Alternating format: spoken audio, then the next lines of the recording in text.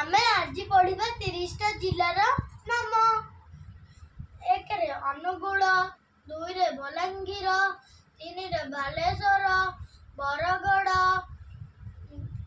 Bhadrak, Boudh, Cuttack, Deogarh, Dhenkanal, Gajapati, Ganjam, 12ରେ Jagatsinghpur, 13ରେ Jajpur, 14ରେ Jharsuguda, 15ରେ Kalahandi, 16ରେ Kandhamal, 17ରେ Kendrapara, 18ରେ Keonjhar, 19ରେ Khordha, 20ରେ Koraput, 21ରେ Malkangiri, 22ରେ Mayurbhanj, 23ରେ Nabarangpur, 24ରେ Nayagarh, 25ରେ Nuapada, 26ରେ Puri, 27ରେ